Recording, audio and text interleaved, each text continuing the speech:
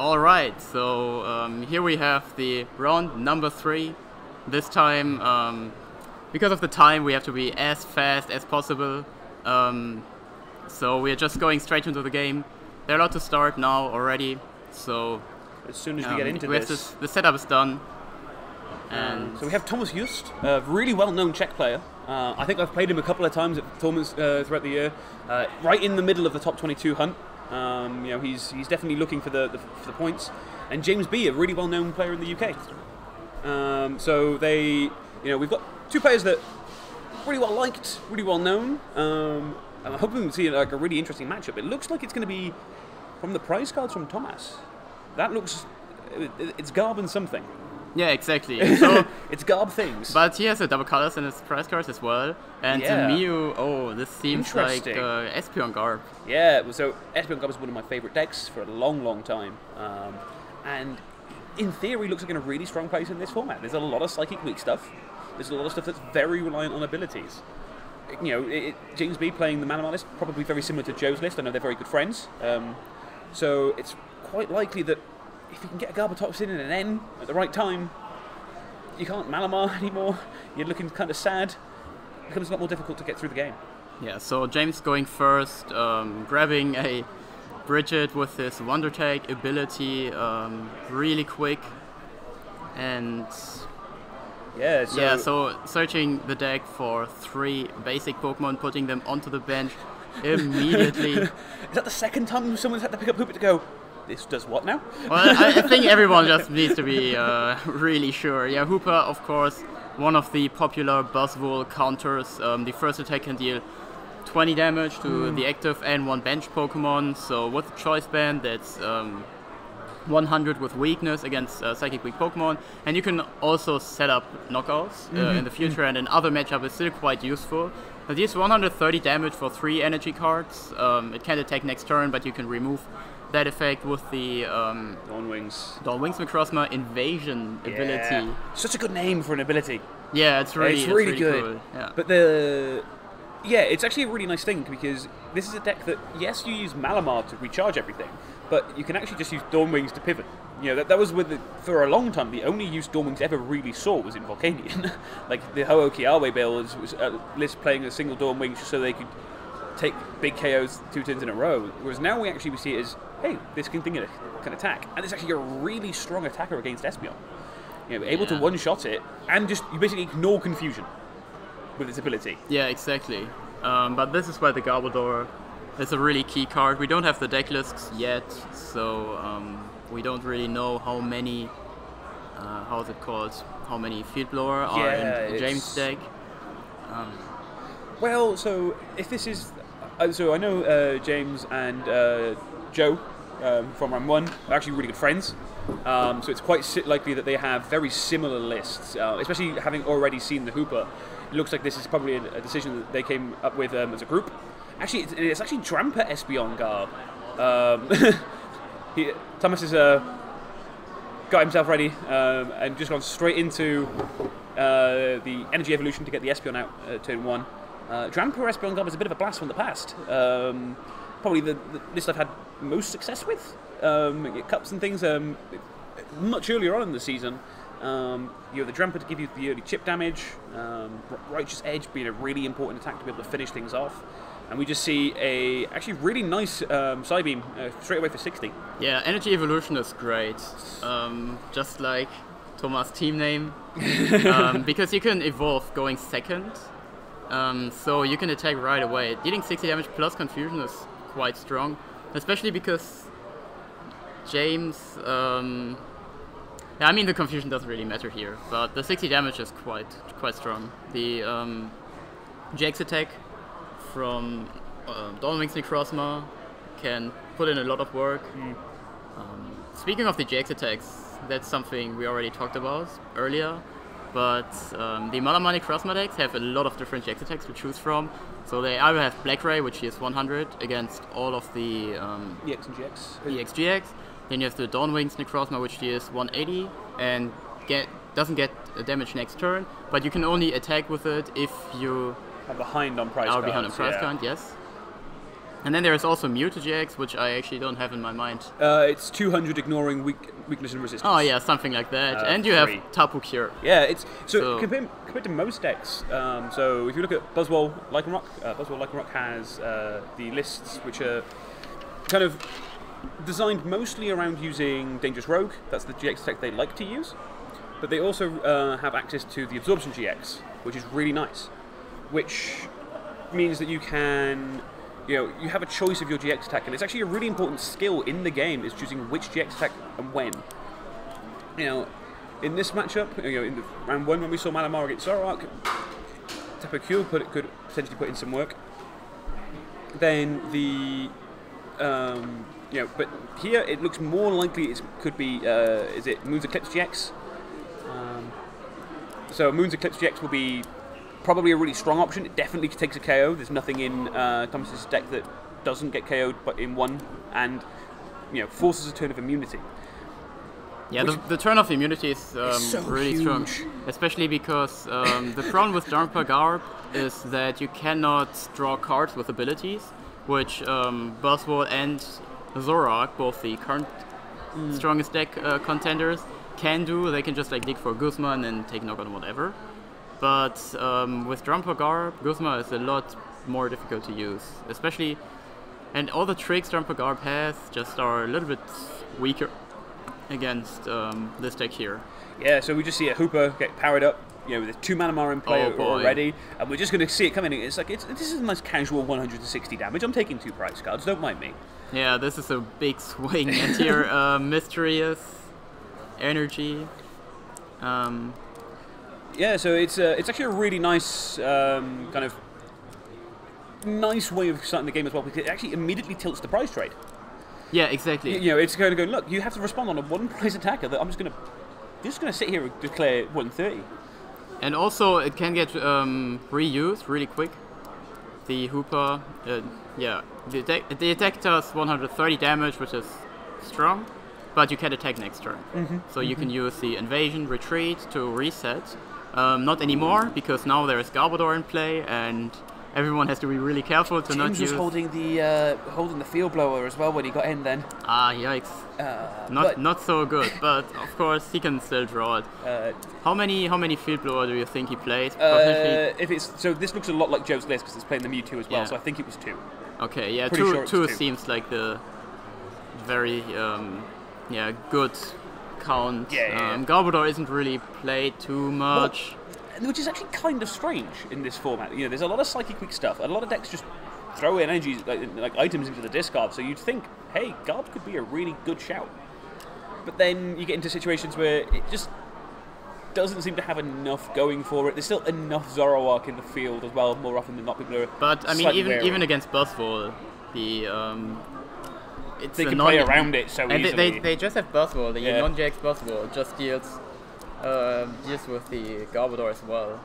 And yeah, I mean, the anti doesn't work, but if you get a knockout on the benched Garbodor, and especially Buzzwole, it does play a lot of item cards, which are really strong, but you don't really need them that much, so you can be a little bit slower at the beginning, and then once you have your B-string stuff, charge everything, and then you just price trade with everyone. So, see, James, I think he's holding a Guzma, which would be very nice for him if he is, because he can just go straight in and take out, maybe opt to just take out the Garbodor in this situation. Seems like a really nice spot. Or he could, if he can find the other attachment, he can just hard retreat. Like, there's no issue with hard retreating here. The Malamars just basically mean that effectively things have free retreat as long as you have your abilities online. Yeah, he can use Invasion, and the Dormix Necrozma only gets 120, I think. So it would still be a 2-hit knockout. Does Super, the second attack, does it say you cannot attack at all, or can you not use the same attack? You cannot attack, I believe. Oh, fair enough. But he actually had the Guzma, which is actually really fortunate because he has prized 2. Oh, yeah. So, having prized the 2 Guzma, getting into it so you can take the KO on the Garbotoxin, it's pretty nice. I think James would describe that as quite nectar. Oh, he's from Team Nectarine. Yeah, which apparently is a club of people who say nectar very often. Yeah, exactly. This is what they do. Alright, so now Tomas' turn again. He's already down to only 3 prize cards. His Garbodor is knocked out. He has a Mysterious Treasure, which also is really strong in Garbodor decks because it's just additional Ultra Balls. You cannot grab Drampa, of course, but almost everything else. Well, it's actually one of the big problems with Drampa, Espeon, Garb, and Garb decks in general, because they don't get to draw cards that often because of their abilities. They are somewhat a little inconsistent occasionally. You know, not occasionally. Parts. They're less consistent than other decks. And getting Mysterious Treasure in the late set is so nice because there's like, well, okay, I can just play more Ball Search than literally every other deck in the format and get basically full value from it. So, was that another N? Or was it? No, it's just still the Mysterious Treasure. Mysterious Treasure, okay. So he got the Trubbish, and a Choice Band takes to the bench one, and an energy to Drampa. In theory, he can still not take a knockout with Drampa, but just later. Jim's like, yeah, I don't want these Lele's on my bench, please. They've done their job. Yeah, the Paracity not as strong as it could have been, but it's just a card you play down, prevent your opponent from playing Parallel, prevent your opponent from doing other stuff. But yeah, the 2 Lele on the bench probably won't really do too much. But of course, especially Drampa Garb can't really 2-hit knockout a lot. So Tapu Cure is a threat if you have like 2 damaged Pokemon. So again, it's just a case of in point, right? This deck has so many options for its GX attack that you always have to be considering, okay, well, in this matchup, maybe something really not obvious is what we need to go for. In fact, a mistake earlier on with the Mewtwo GX attack, it actually goes through all effects on the opponent's Pokemon, so it would actually be able to one-hit KO a Thornwings if they had just GX'd, which is spicy for the mirror, to be honest. This is probably why it's there. Yeah, sure. And it's just a Psychic Pokemon, which can deal with Buzzwole as well. It doesn't have resistance. Not entirely sure what the whole thing do. So we've just had the deck list handed to us. James's list is exactly the same as Joe's list as earlier on. So with access to the hang on, double check. No, it's actually 3 Field Blower. Oh, fair enough. Misremembered. So he's actually fairly likely to be able to find it out at some point. In fact, Tomas has had to put a Choice Band onto the Garbodor as well, which means that it's actually one missing for later on in the game if he needs the extra damage. He's already been through 1 from the Espeon that got knocked out, so he's gone through 2 of his, I assume 4 band. Yeah, the deck list from Tomas is just really standard, nothing spicy, nothing too interesting. Like, he plays 4 Mysterious Treasure, which is the play. Don't think he plays. What's the split on the Ball Search in there? Is it? I think he only plays 4 Mysterious Treasure. Oh, very interesting. I've seen a mix of people wanting to do both, just in case you do want to get the EVs and the Trampas early. We just see 3 energy now onto the Dawnwings. He knows that having already gone through, Tomas has used 2 of his bands already, but he manages to find the 3rd. So I guess James was going, well, it's fine. I can. I'm okay here to just attack with the Dawnwings because he can't take the knockout, but if he does have that Choice Band and opts to play it, he now does take the KO. Yeah, exactly. This is kind of risky, but I mean, 4 Choice Band is not a really standard thing, so sometimes you can just assume. In most Garb lists, we wind up maxing out the tools, but he had already gone through 2. So it was more just a case of, it was quite unlikely he still had 1 left. But there it is. See, another Mysterious Treasure. Ultra Ball is one of the most widely played cards in the game. Well, it's been in basically every deck. The fact that you can have it for Psychics is just such a huge advantage for them. Yeah, I don't really know. I'm not the biggest fan of these type-specific search or cards, but this seems to be the direction we're heading with so much. If you're a Lightning Pokemon, that happens, or if you're a fighting Pokemon, that happens, and you would have seen some of the new cards coming up in the break, and there's a lot of things that are like, hey, if you are this type, have this benefit. Yeah, exactly. Which is really strange. So Tomas still hasn't decided yet what he's going to do. Didn't attach the Choice Band yet. In theory, he can also attach the Double Colorless active to take the knockout, but he goes for attaching both to his Drampa, and here we see a high 5. Good sportsmanship. I said this a lot last time. It's actually really nice to see people have a little bit of fun. You're 2-0, you're off to a fairly good start. At this point, you can start enjoying your day. You're just kind of going, let's have that high 5 with the empty hand. Yeah, so they will still play 7 rounds after. Yeah, there's an awful lot of Masters players here today. We actually cleared 500. Yeah, about 500 Masters, biggest EU. Yes, yeah. Yeah, it's 505 I think in total, which is about 500. just above. And we see now the Drampa coming in. The fact that the Dawn Wings had to was only ever threatening a 2-hit knockout on that Lele has meant he's basically got a free activation of Berserk, because I don't think he's playing anything like Po-Town or any way of damaging his some stuff itself. No way, right? not even a one of Rainbow Energy. It's like he's basically got a free 180. Yeah, the Drampa is also one of. Oof. Because I mean the problem with Drampa is it's weak to fight, and also like Righteous Edge. It's a cool attack. Like Righteous Edge and Berserk are really strong. Yeah. But yeah, I mean Zorak isn't the deck to beat anymore. Now it's Buzzwell. Yep. It's gone from actually originally Drampa Gob NA last year was what won it. Took it to NA last year with Drampa Gob with no Espeon. Yeah. And then we saw kind of Espeon Gob become a thing. Then we saw Drampa with a little bit of Espeon, and now we've gone to the other we've seen all the colours of Drampa Guard. Yeah, and it's viable. Yeah, that's actually really interesting. It's a deck that actually does a lot of very basic things really well. It has a really nice one-prize attacker, but it also has really nice ability lock options. The tech attackers you can choose from in Espeon and Drampa are just super solid cards. Yeah, and also both Espeon and Drampa have a 1 energy attack, which just annoys your opponent and forces them to play item cards. So especially the confusion. And then eventually find a field blower. Yeah, so field blower getting rid of the Paracity and the tool from Garbodor. Now he's able to use abilities again and put more stuff on his bench. I don't see an energy. So I think no. So actually, I think he should be looking at doing this turn, and I think he's setting up for it by benching that Inkay. Is actually just double attached to the benched Necrozma.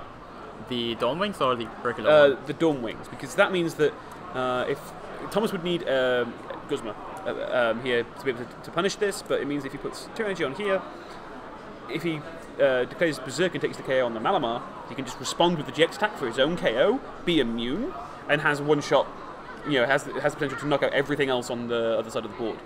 So that's exactly what he's gone for. He's gone for this means that he needs. Admittedly, he has a very large hand size, so it's quite likely he has something in there, but he now needs the Guzma. Yeah, but he has Mysterious Treasure and Layla. He still has the Float Zone in play, and the Garbodor has no tool anymore, so Tomas can just use... so he's just going to go find it. So if he wants to knock out with Berserk, which now deals 180 damage, so exactly enough to take the knockout, he can just go Treasure for Layla, for Guzma. Yeah, it's exactly what he's eyeing up for. Really strong play, I would say. Completely destroying James's game plan and swinging the game in Thomas' direction. But also, if Tomas doesn't have another tool to attach back, still all the possibilities for James are open. Well, I think a big problem here is that James really needs to deal with this Drampa. Yeah, exactly. But I mean, if the Drampa's knocked out, Tomas has nothing really. So James can. Then they're both down to 1 prize card, and then James should have the upper hand. But I think there's also an awful lot of items in the discard pile for James. I can't see, but I think that's at least 2 dice worth of items, which means that, really speaking, it just needs the Psychic, and Thomas can take out the last couple of prize cards. There's another parallel coming straight down. Really having to think about it this time. Yeah, he still needs the 1 Necrozma to actually be able to take the knockout on Drampa.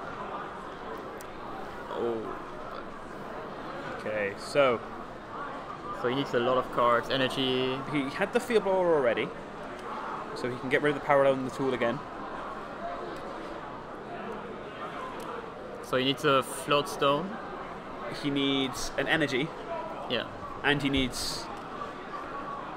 hopefully a way of... Well, the thing is with the number of items to discard, there's a Garbodor already with an energy on it on Thomas' Yeah, but bench. now with the Sycamore, in theory, he can use another Dawn Wings Necrozma. So you would need Dawn Wings Necrozma and energy. Yeah, so I think he saw a Mysterious Treasure and energy in hand. So yeah. he does have it.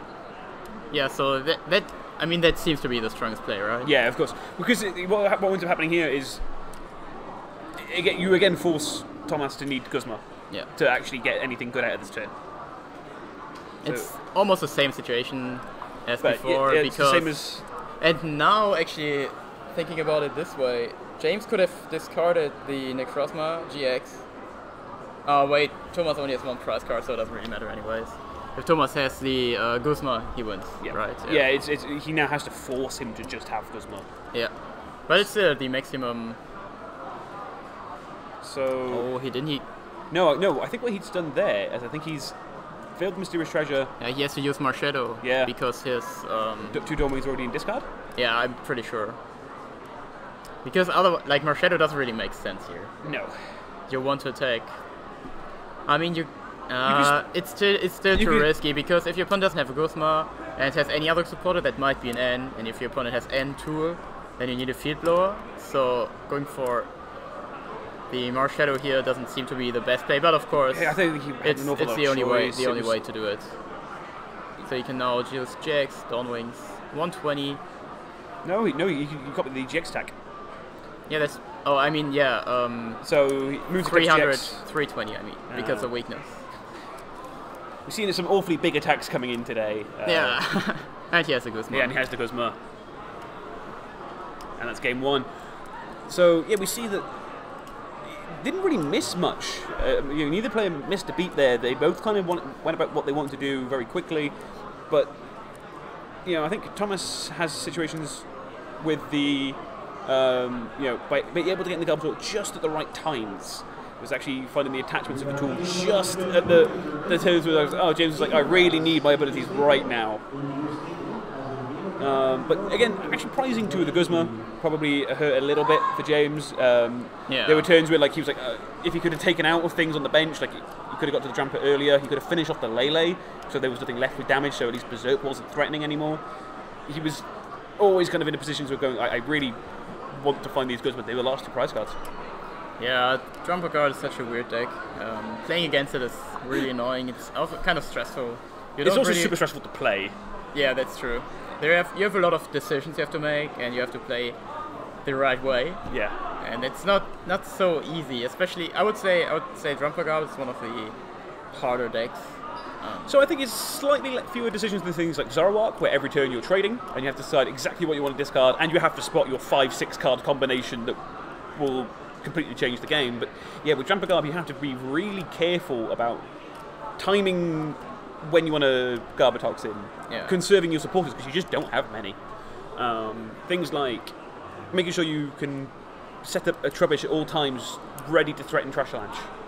There's a lot of things you have to manage at the same time. So we see Inkay versus Lele to start off game 2, with James going first. Yeah, I think prize cards are really normal. There's actually nothing too serious in those. Yeah, so James opens with a Bridget. The best case scenario for him, to be honest. Exactly. And as long as he has another Stadium, another supporter card in his hand to draw more cards next turn. And I would imagine a very similar setup, like in the first game. Like the Hooper is really strong, Dawnwings, and what's he? Inkay. He only goes for 1 Inkay. He started 1, so he's probably thinking to get the KO, what Tomas would need a way to get to the EV. And I guess he saw he wasn't playing any Ultra Ball. So he knows that to get to the EV, he actually has to go via Bridget, which means he's not drawing any cards that turn. So he needs to have the Floatstone and Energy in hand to be able to punish this. Yeah, but that means still like 3 Inkay. Yeah, it's not... Seems like the best way. But this way, he can attach a Floatstone a bit better. Like if he has one, he can attach to the Dawnwings Necrozma. The turn 1 parallel actually can be a big deal, because I don't know if there was a supporter in James's hand, but it now just denies him the chance to go get the Lele. I mean, if he didn't have a supporter in his hand, he might have. Yeah, that's an interesting thought, because if a turn 1 parallel completely destroys you, you should like play the Lele before. Yeah, just to keep it in hand. Yeah. So you have your supporter. Yeah, it's trying to spot the turns where you can go, right, let's play around parallel by not playing around the parallel. you know, play into the parallel deliberately so that you can Yeah. at least have a supporter next turn. Exactly. Because if you don't do it, it's the same with like Versus Seeker and item lock formats where you just randomly grab stuff. Like sometimes people just play random Versus Seeker because they know if my opponent plays gets this, I don't no want way this to in win hand. the Yeah, game exactly. anymore. Yeah, and with this it's kind of similar. Like there's one card which can just win your opponent the game, well then you try everything to deny it. Yep, so Bridget, this time having to commit the Lele to board, but he had the attachment, and I don't know if he had the float stone. So, no he didn't, so he actually, you know, leaving that 1 Inkay in front has just about paid off. It seems like it was safe enough to play. Double Malamar straight away on turn 2 is actually really nice, especially if he can find ways to discard a few energy now. Yeah, and he has Cynthia in his hand. Yes, and I think that's a choice band. She's gonna. No, so he's opting to Mysterious Treasure away the N. That's interesting because he can't play anything, right? No, but I think what he's just doing there is going, look, I don't really need anything right now. My board is pretty set up. I can leave this. But why would you discard an N then? Well, yeah, and he's Mysterious also in Treasure. a situation of later on, if one of these Malamars goes down, he's now 1 Mysterious Treasure down into Yeah, the fighting exactly. them And set he's them also back an N down, which is like, I mean, last game pretty much went down to Tomas just needs to draw a Guzma. Mm-hmm. And N is like the counter against that kind of stuff. Especially, yeah, like we already mentioned, Garbodor, unlike other decks, with like Buzzwole and Zorak, they can all draw cards without using supporter cards. Garbodor cannot do this, so if you really need a Guzma, then N is the best thing you can answer to that. But yeah, now we're continuing the turn. Max Elixir, hitting, which is really nice. A cool way. Max Elixir actually counterintuitive to put into the deck because you think like, yeah, I have unlimited acceleration anyways, but Max Elixir is just too strong to not play in these kind of basic decks. Yeah, you basically get access to. One of the really nice things with it actually is you actually need to get them out of your deck to be able to put them into your discard so your Malamars can accelerate them again. So it's actually a nice way of pulling them out so you have your early game better, because this is a game that really thrives in the mid to late parts of the game. Actually being able to get some early work out like this is actually really nice for the list. And it means that, okay, if Thomas manages to find a way of retreating and taking KO on the Hooper, it's still okay because he gets into a situation where there's now 3 energy in the discard, which means that Malamars start putting them back out. But he had the Garbotoxin and the Trash Launch Garbodor already in hand. Yeah, the setup is really strong. Yeah, Thomas's board state is basically like all you ever really need when you're playing Tramper Garb is basically on the on that board already. Yeah, James accidentally dropping some cards, but yeah, whatever. He knew the cards anyways. It's a different story. Like if you drop your opponent cards while shuffling their deck, and like before the game started, that can cause some problems. Yeah, but no. It's also still fairly early in the day. Most players will re-sleeve before a big tournament, just because they want to make sure the sleeves last all round. So I wouldn't be surprised if Thomas's deck is still those sliding new sleeve feeling of just picking them up and they just kind of spray everywhere. So again, he's just going for the choice band straight to the Garbotoxin. Just going like, let's get that lock up. Oh, attach energy to Layla. He can retreat and then attack with Espeon. Mm-hmm. Which will do 60 and confuse. I think, at least I believe the Hooper has psychic weakness. It might actually be a dark weakness. It's not a card I've ever looked at. I'm pretty sure it's psychic weakness. But if he retreats, then the Espeon would be active, right? Yeah, but then the Hooper can't attack this turn because. Yeah, potentially. So now there's a 50-50 chance that he gets the Field Blower. If he has Field Blower and a Floatstone, so the way this turns out is James need to whiff either a Guzma, because no, okay, Garbotoxin is in play, so he needs Field Blower Floatstone. Yeah. Or if he has Field Blower Guzma, that would be fine because he can Invasion first, and then he would take a knockout on something else, but that should his ideal still be situation here fine. is probably going, let's He might actually be tempted because they're playing a fairly high count of Floatstone 3. He could be tempted to try and just draw into it. Yeah, I think I will do it the same way because he wants to take that. He wants to take the. I mean, if you go for a Guzma, you only draw one prize card, or you knock out that weird Lele, which you don't really want to knock out. Of course, he could knock out the Garbodor as well if he would have went for Guzma, but we see in his hand there is no other supporter card, though this never pays off. Now, it would have been a good play because then he knows next turn will be another turn of abilities. So. Yeah, longer term, maybe taking the KO on the Garbodor with Garbotoxin would actually have been a really nice way of just going, look, I want to keep these abilities now. I got kind of lucky there in drawing that Field Blower, but I actually want to get some value out of it. So you can see, it doesn't appear he has it in hand. Otherwise, he'd probably just thrown the Field Blower down, the Floatstone down. I think that's just an item count quickly for Tomas. And taking another Dawn Wings. So actually, if he has an energy in hand, his option here is to so he's going for this option now of he's paid retreat from that first Dawn Wings. To double attach then Invasion back in with the fresh Dawn Wings on the bench to be able to declare an attack for 120, 240 with weakness, and just deal with it. I don't know how many item cards he's played. It looks like a lot, to be honest. Yeah, it looks like a fair few. So maybe that was a slightly risky way of doing things. Yeah, but now still Tomas needs to draw really strong because he also discarded the Espeon. So he needs another Trubbish. Is he only playing the 2 Espeon? It's a 1-1 Espeon line.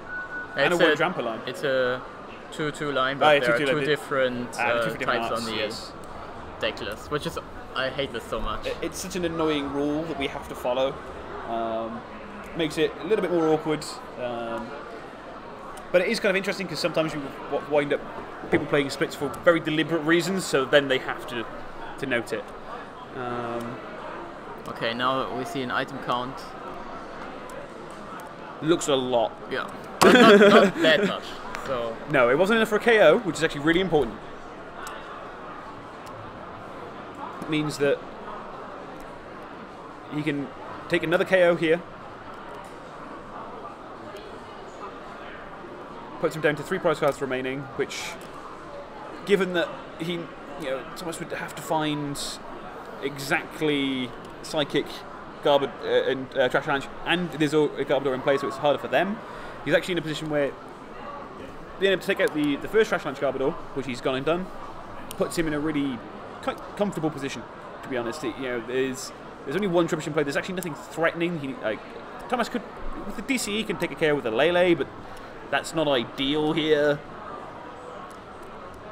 Not with the Hooper already with things set, with an energy, one energy already on a Dawn Wings.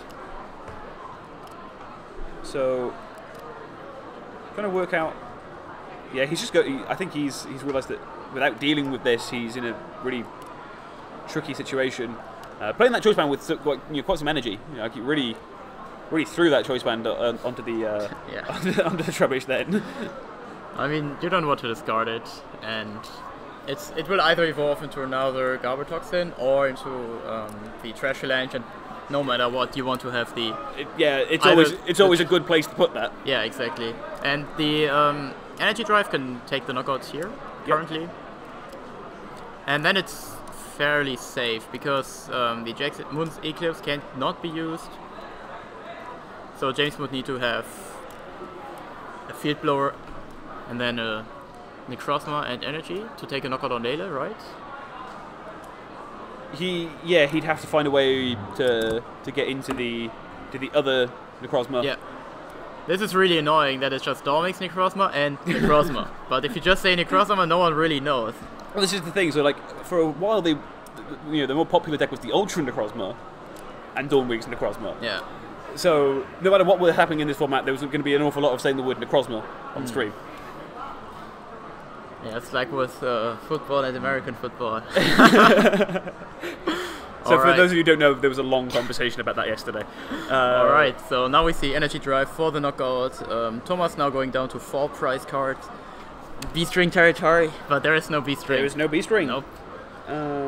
You know, some builds have tried playing like 1 or 2 copies, but yeah, exactly. You don't draw that many cards to guarantee you see those B-strings at the same right time. I think some people just tried it out because in Japan they usually play it. But in Japan they also have Teammates and Burst Seeker and Lele, so they can, if they really want to, they can go crazy with it. But this is not possible here. Maybe in Expanded you can do stuff like that. I think I see a Field Blower. Yeah. So he has Field Blower. He has the Necrozma in hand. Oh, that's huge. He has like the Field Blower man. So I think he has a way to a Necrozma in hand at the very least. But even I think he has a Guzma, so he can just take a knockout on the drum. Either the he has a few options. Like he can't use the GX attack anyways. But he can either take out if he takes out the Lele, then he only needs to draw 1 extra prize, which means Tomas can't attack with Garb anymore, as long as the Hooper is still in play, which it probably will be. Well, so the other option could be to go into the... he could take out the Garbodor, which kind of then forces Tomas to never play a Trash Launch Garb. Yeah, that's the other thing I thought. And then it also puts down James to 2 prize cards, which is still, in theory, 1 single prize. And the Lele would then still be in play with damage. And yeah, he goes for the Trubbish actually. Yeah, almost the same. I mean, it doesn't really matter too much if Tomas evolves the Trubbish into the... so there's no Trash Launch now, which means that actually on... Thomas' side of the board, there's nothing threatening a KO. Yeah. Which means that he actually has 2 turns to find a way of winning this game. And with the fact that he has the Hooper with 2 energy already attached to it, it wouldn't be impossible to find a way of maybe stalling by pulling out the Garbodor and just declaring the first attack, the Hyperspace Punch, I believe it's called, for Hooper, just to spread onto the Lele on the bench, go, no, I'm going to find a way of finishing this off. Yeah, I mean, it's 130 damage, so attacking twice is already enough. Mm-hmm. And if the Ultra... there's no way the Ultra Necrozma gets knocked out here, right? No, there's so... no Trubbish in play. There's no damage on... There's damage on the board, but there's just no way of doing it. So yeah, by finding the way of kind of preventing the Trash Launch Garbodor ever being a problem, means that actually, by playing all those items earlier on, there were an awful lot of them, has actually not come back and caused any problems. So now Tomas, considering taking another Double Colors energy card, active. It's currently 100 damage, so it would go to 140. With Choice Band, it's 170, so not enough for the knockout. And the end. But it would put the Necrozma in a range of getting knocked out with even a Trubbish. With the Choice Band, knock that out then. For a little acid spray action. Yeah. Well, actually, so the thing is that by not taking the KO, if he can't also find a way of getting abilities shut off this turn, he's in a position where the Dawnwing just retreats, hides on the bench. Those 2 energy can go somewhere else. Oh, and now Tomas actually played an N. Yes. And benched a Trubbish. So he can find a way of eventually getting to it. Yeah, I mean, if there's still a chance of, a good chance of Tomas winning. The Ultra Dawnwing's Necrozma only deals 120 damage maximum. And the Hooper only just 130 damage maximum. So there's still a lot of things that can happen. And if I was just gonna say, if he doesn't really draw too well off the end, then there's still a bigger window. That's casual Sycamore in it's hand. just a Sycamore. So yeah, that game plan is not going to work. And now, Tomas needs to apply a lot of pressure. I'm interested in how many item cards are in the discard pile for James, because he just played the Elixir, even though it doesn't really help him at all. Well, I think at this point in the game, by taking the KO on the Trubbish to put him back on even prices, he's having to now start thinking about, let's avoid being end out of this game. It happened in the last game, end for a few turns, and there was just no way out. Yeah, I mean, especially if there are a lot of items in the discard pile anyways, then it doesn't really matter anymore. Care at all, and then thinning the deck is even better. So he finds 120. You know, a lot of the energy have been already committed to this Lele. You know, these lists don't have that many energy in them anymore, so we see. I'm trying to spot the cards, and there's a choice band. That's probably not too important. No. But for Tomas, he can take the knockout on the Ultra Necrozma with almost everything. But whatever he puts active is also potentially getting knocked out. If he retreats and has a if he has a choice band and energy, he can attack with Drampa, which will withstand, which is the Pokemon with the most HP. So it will probably not get knocked out. Yeah, so I don't know if James has a way of getting to his Necrozma or anything next turn to take the last 2 prize cards, just in case. You know, Necrozma deals 60 more for each energy. Yeah, so if you have 3, that's 190. 160. There's no base on that one. It's oh, just really? Yeah, I think it's just 60 for each. Yeah, but still, if you have 3 energy cards, that's still enough. Yeah, it's still plenty.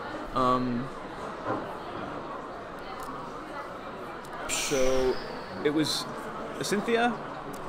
We see just another legendary treasure, just getting rid.